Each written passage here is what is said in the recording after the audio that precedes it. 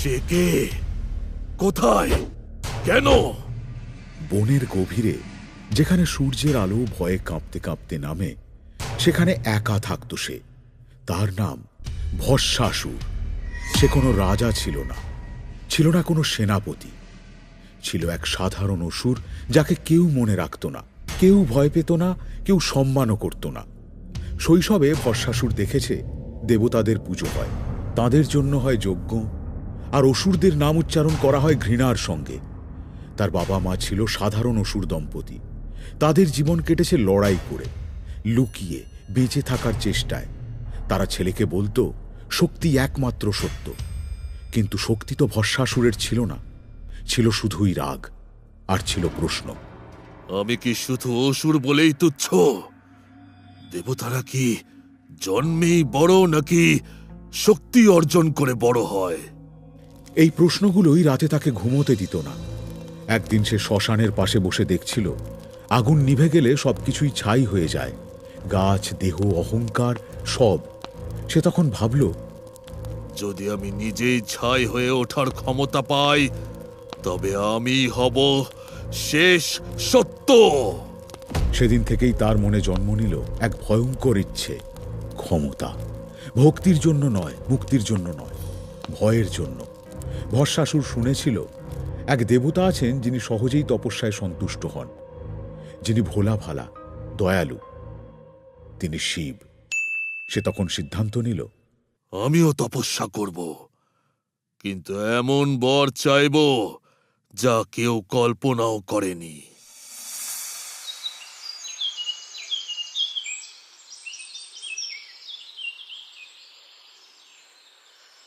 বছরের পর বছর সে উল্টো হয়ে মাথা নিচে পা উপরে করে খাবার ছাড়া, ঘুম ছাড়া গভীর তপস্যা শুরু করল।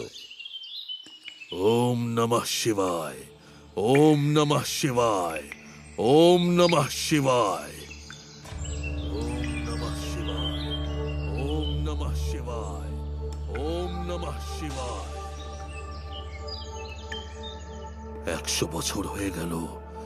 শরীরের সব রক্ত যেন মাথার মধ্যে টলমল করছে। মনে হচ্ছে যেন এবার মাথা থেকে দুটো পা বেরিয়ে যাবে। উফ, বাবারে! না না, তবু আমি থামবো না। ওম নমঃ শিবায়, ওম নমঃ শিবায়, ওম নমঃ শিবায়। হে শিব, সব দেবতার হাতে শক্তি আছে, কিন্তু আমার ভাগ্যে কি কিছুই নেই? একটা কিছু অন্তত দিন। এত বছর ধরে আপনার তপস্যা করছি, মানে একটু কিছু আশা করাই তো যায় নাকি? একটু একটু হালকা পাওয়ার না থাকলে হয় নাকি? আমি এমন শক্তি চাই যাতে আমাকে কেউ তুচ্ছ ভাবতে না পারে। আর আর বুঝতে পারছি না, আমি যে মন্ত্রটা বলছি সেটা ঠিকঠাক হচ্ছে তো, নাকি কিছু ভুলভাল বলে দিচ্ছি? তাই জন্য হয়তো মহাদেবের সাথে কানেকশনটা প্রপার হচ্ছে না। কি জানি কিচ্ছু বুঝতে পারছি না। নারায়ণ নারায়ণ। মন্ত্রী ঠিক আছে বৎস, কিন্তু মনের ভেতরের আওয়াজটা বড় জোরে শোনা যাচ্ছে। মনের ঢেউ শান্ত করো, বুঝেছো? না হলে 100 বছর কেন, 1000 বছর এমন উল্টে লটকে থাকলেও কেউ দেখতে আসবে না। নারায়ণ নারায়ণ। আমি ভক্তি নাম জপ করছি, দেখছো না? ওম নমঃ শিবায়, ওম নমঃ শিবায় জপ করছি। মুখে মন্ত্র থাকলেই ভক্তি হয় না বৎস। ভেতরে যদি অহংকার থাকে তাহলে মন্ত্র ভারী হয়ে যায়। এই, আপনি এখান থেকে যান তো। এমনিতেই আমার মাথা ভারী হয়ে আছে, বেশি বক বক করলে না পুরো ভস্ম করে দেবো, বুঝেছেন? ওরে বাবারে, এখানে বেশিক্ষণ থাকলে দেখছি চাপ আছে, না কেটে পড়ি। মহাদেব, মহাদেব, আমাকে বর দিন মহাদেব। আমি থামবো না। ওম নমঃ শিবায়, ওম নমঃ শিবায়, ওম নমঃ শিবায়, ওম নমঃ শিবায়। বরফে ঢাকা শৃঙ্গের মাঝে ধ্যানরত অবস্থায় বসে আছেন শিব। চোখ বন্ধ, কিন্তু মন অস্থির। হঠাৎ তার ধ্যানে এক দৃশ্য ভেসে ওঠে। ভয়ঙ্কর জঙ্গল, উল্টো হয়ে দাঁড়িয়ে থাকা ভস্মাসুর, আর তার কণ্ঠে বারবার উচ্চারিত মন্ত্র, ওম নমঃ শিবায়, ওম নমঃ শিবায়। মন্ত্র শুদ্ধ, তপস্যাও কঠোর, কিন্তু মনটা কেন এত ভারী লাগছে? নারায়ণ নারায়ণ। মহাদেব, ভারী তো লাগবেই। নারদ, তুমি এখানে? হ্যাঁ প্রভু, আমি এইমাত্র দেখে এলাম। ভস্মাসুর উল্টো লটকে মাথা ভারী করে আপনার নাম জপ করছে। তার মাথার ওজন তো আপনার মনেই এসে পড়বে প্রভু। সে 100 বছর ধরে তপস্যা করছে নারদ। আমি বুঝতে পারছি না এটা ভক্তি নাকি লোভ। এই প্রশ্নটাই সবচেয়ে ভয়ঙ্কর মহাদেব। কেউ আপনাকে পাওয়ার জন্য বা আপনার সাক্ষাতের জন্য তপস্যা করে, আবার কেউ কিছু পাওয়ার জন্য করে। দেবী, সে আমার বর পাওয়ার জন্য তপস্যা করছে, কিন্তু সেই বর নিয়ে সেটা মিসইউজ করবে না তো? সেটাই আমার চিন্তা। আচ্ছা দেবী, একটা কথা বলো তো, তপস্যা সত্য হলে বর না দিলে কি অন্যায় হবে? ভক্তি যদি অহংকারে ভরা হয়, তবে বর আশীর্বাদ নয়, বিপদ হয়ে ওঠে। ভক্তি হলে মাথা নত হয়, আর অ্যাম্বিশন হলে মাথা ফাটে প্রভু। কি যে করব কিচ্ছু বুঝতে পারছি না। কিন্তু এতদিন ধরে সে আমার জন্য তপস্যা করছে, না দেখা দিলেও অন্যায় করা হবে। ঠিক আছে, যাই হোক, যাই গিয়ে দেখি। হ্যাঁ, আপনি যান মহাদেব, তবে অবস্থা বুঝে ব্যবস্থা নেবেন। তাই হবে দেবী। রাতের অন্ধকার ধীরে ধীরে পাতলা হয়। পূব আকাশে ধীরে ধীরে সূর্যদেবের আগমন হয়। তপবনের মাঝখানে এখনো উল্টো হয়ে তপস্যারত ভস্মাসুর। ঘাম ঝরছে, শিরা ফুলে আছে, তবু তার কণ্ঠে একটানা জপ, ওম নমঃ শিবায়, ওম নমঃ শিবায়। হঠাৎ বাতাস থেমে যায়, আকাশে হালকা গর্জন, তপবনের মাটি কেঁপে ওঠে, আর আকাশ ভেদ করে স্বয়ং মহাদেব আবির্ভূত হন ভস্মাসুরের সামনে। ওম নমঃ শিবায়, ওম নমঃ শিবায়, ওম নমঃ শিবায়, ওম নমঃ শিবায়, ওম নমঃ শিবায়, ওম নমঃ শিবায়, ওম নমঃ শিবায়, ওম নমঃ শিবায়, ওম নমঃ শিবায়। চোখ খোলো বৎস। প্রভু, প্রভু আপনি এসেছেন প্রভু। আমি জানতাম আপনি আসবেন। আমি আপনার জন্যই 100 বছর ধরে ওয়েট করছিলাম প্রভু। বৎস, তোমার তপস্যা কঠোর ছিল, তাই আমি না এসে থাকতে পারলাম না। বলো, কি বর চাও? প্রভু, প্রভু আমাকে এমন বর দিন যাতে যার মাথায় হাত রাখবো সে যেন সঙ্গে সঙ্গে ভস্ম হয়ে যায়। মহাদেব এক মুহূর্তের জন্য থামেন। মনে পড়ে পার্বতীর সতর্কতা, নারদের কথা। এটা কেমন বর? এই বর নিয়ে তুমি কি করবে? আমার তো মনে হয় না এতে কারোর কোনো উপকার হবে, উল্টে তো সবার ক্ষতি হয়ে যাবে। আপনি বুঝতে পারছেন না প্রভু। আপনি তো জানেন এখন সমাজে কত দুষ্টু লোক, বদমাশ, কত রাক্ষস মানুষের ওপর অত্যাচার করছে। আমি তাদের শাস্তি না দিয়ে পুরো ভস্ম করে দিতে চাই। আর যদি এই বর আমাকে না দেন তাহলে আমি খেলবো না। জান জান, আমি খেলবো না। মানে আমার বর চাই না, দিতে হবে না। আমি আরো ঘোর তপস্যা করব। এই তো দেখছি মহা বিপদে পড়া গেল। কি যে করি? কিচ্ছু করতে হবে না প্রভু। আপনি শুধু টুক করে তথাস্তু বলে দিন। আর যদি সেটাও না পারেন তাহলে টিং করে হোয়াটসঅ্যাপে SMS তথাস্তু লিখে দিন, তাহলেই হবে। হ্যাঁ, SMS-এ বর দেব? হায় ভগবান! ভগবান নাকি ভগবানকেই ডাকছেন। ঠিক আছে, বর দিচ্ছি, তবে SMS করতে পারছি না, মুখে বলে দিচ্ছি, তথাস্তু।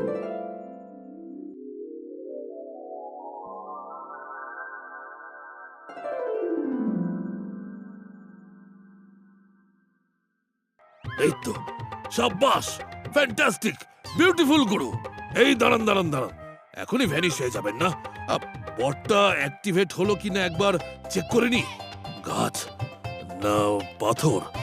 না, সামনে তো গাছ পাথর এসব ছাড়া আর কিছুই নেই। তাহলে কি করি? তার দৃষ্টি গিয়ে পড়ে শিবের দিকে। ইয়েস, পেয়েছি। এইবার হবে আসল টেস্ট। এ কি, তুমি আমার দিকে ছুটে আসছো কেন?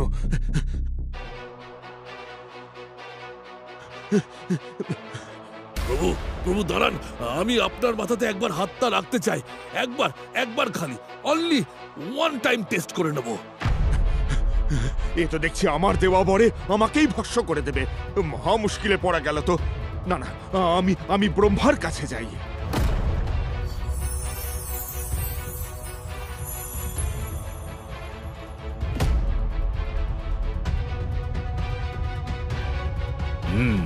সমস্যা যে দেখছি খুবই ক্রিটিক্যাল। বর যেহেতু আপনি দিয়ে ফেলেছেন, তো এখন তো আমার আর কিছু করার নেই মহাদেব। তাহলে এখন উপায়? কার কাছে আশ্রয় নেব? কারণ ভস্মাসুর তো আমার দিকেই ছুটে আসছে। শেষ আশ্রয়ের একটাই নাম, বিষ্ণু। বিষ্ণু?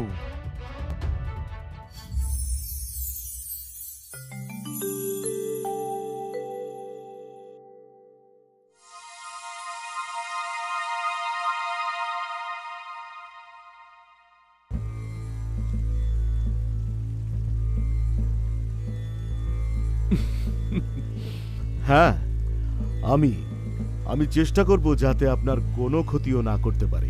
হে বিষ্ণু, আমি ভুল করেছি। ভস্মাসুরকে বর দিয়ে বিপদ ডেকে এনেছি। ভুল সবাই করে ভুল। আর ভস্মাসুর তো 100 বছর ধরে তপস্যা করছে, তাকে তো বর দিতেই হতো। কিন্তু সব ভুল শোধরানোর উপায়ও থাকে।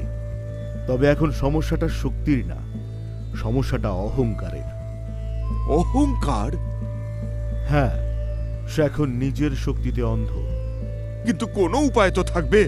আমি তাকে থামাবো কিভাবে? এই কাজ আমার। হঠাৎ বৈকুণ্ঠের আলো বদলে যায়। বিষ্ণু ধীরে ধীরে চোখ বন্ধ করেন। নীল আভা গলে যায়, তার জায়গায় জন্ম নেয় এক মায়াবী আলো। রূপ বদলায়, সৌন্দর্য, কোমলতা, আকর্ষণ। মোহিনী আবির্ভূত হন।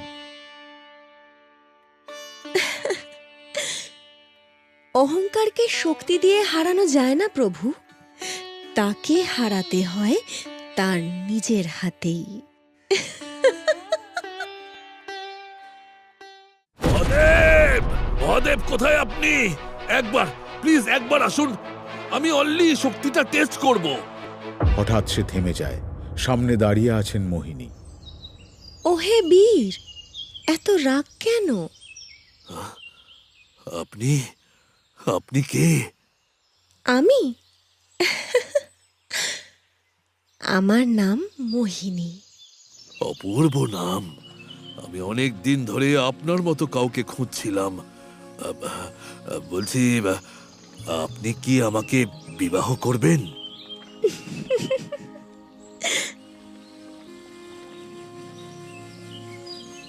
মোহিনী, আপনি একা এই বনে কি করছেন?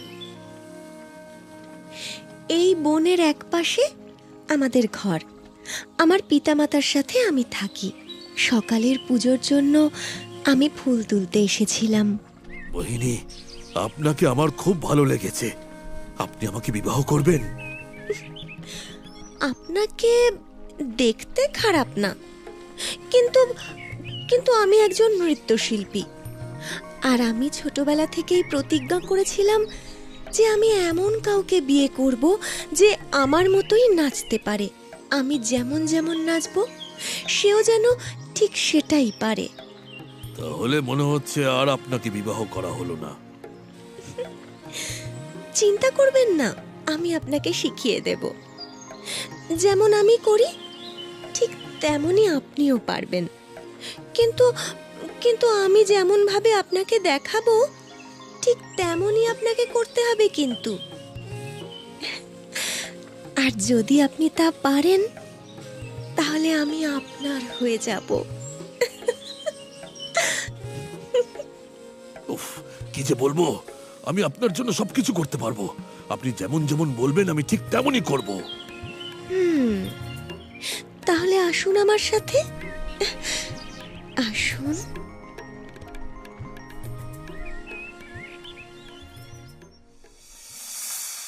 কৈলাস পর্বতের আকাশ আজ অস্বাভাবিকভাবে পরিষ্কার। বরফে ঢাকা শৃঙ্গের গায়ে প্রথম আলো চুঁইয়ে পড়ছে, কিন্তু সেই শান্ত সৌন্দর্যের ভেতর দিয়ে হাঁপাতে হাঁপাতে এসে পৌঁছান শিব।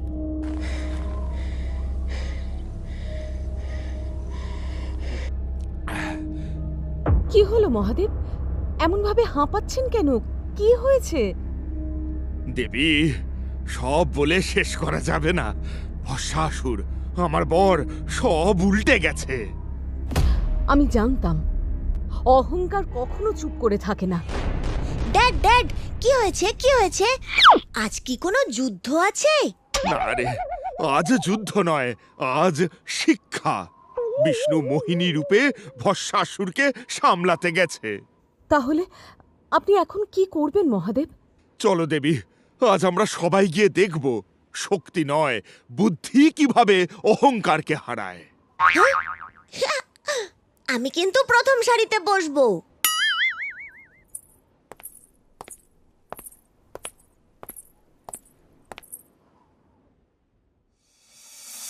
এই বিশেষ মুহূর্ত দেখার জন্য চারিদিকে দেবতারা গোল হয়ে দাঁড়িয়ে আছেন। কারো মুখে কোনো কথা নেই, শুধুই আছে অপেক্ষা, কারোর অহংকার ভাঙার প্রতীক্ষা। গণেশ, পার্বতী, মহাদেব সবাই উৎকণ্ঠায় অপেক্ষা করছেন। এই নীরবতার মাঝেই দাঁড়িয়ে আছে এক অসুর, ভস্মাসুর। তার চোখে উত্তেজনা, মনে অহংকার। তার সামনে দাঁড়িয়ে আছেন মোহিনী, অপূর্ব সৌন্দর্য, শান্ত হাসি। এই হাসির ভেতর লুকিয়ে আছে বুদ্ধির ফাঁদ। এবার তাহলে শুরু করা যাক। হ্যাঁ, তাহলে আমাকে অনুসরণ করুন, কেমন? মোহিনী ধীরে ধীরে হাত তোলে, ভস্মাসুর একইভাবে হাত তোলে। এইভাবে হাত ঘোরে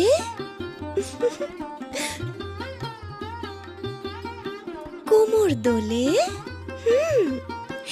এইভাবে কোমর দোলে। ভস্মাসুর নিখুঁতভাবে তা করার চেষ্টা করে।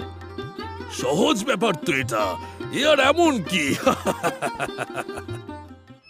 মোহিনী এবার ধীরে ধীরে মাথার দিকে হাত নিয়ে গিয়ে তার মাথা স্পর্শ করে। এক মুহূর্ত থেমে যায়। এই শেষ ভঙ্গিটা সবচেয়ে কঠিন, পারবেন তো? ভস্মাসুর ভাবার সময় পায় না। অহংকার আর আনন্দে চোখে ঝাপসা দেখে। সে নিজের মাথায় হাত রাখে। পারবো না মানে? এই তো, এই তো।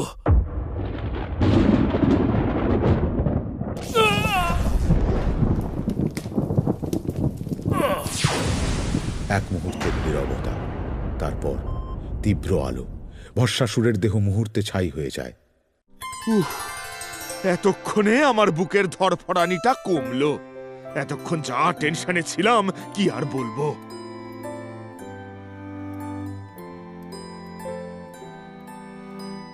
মহাদেব, আজ প্রমাণ হলো শক্তি যদি বিবেকের আগে আসে, তাহলে সে শক্তি আশীর্বাদ নয়, শাস্তি হয়ে ওঠে। ভস্মাসুর ভক্তি করেছিল, কিন্তু নিজের মনকে জিজ্ঞেস করেনি এই শক্তি দিয়ে আমি কি করব। মানে বর পেলে আগে মাথা ঠান্ডা রাখতে হয়, না হলে মাথাতেই হাত পড়বে। কি তাই না মম? হ্যাঁ।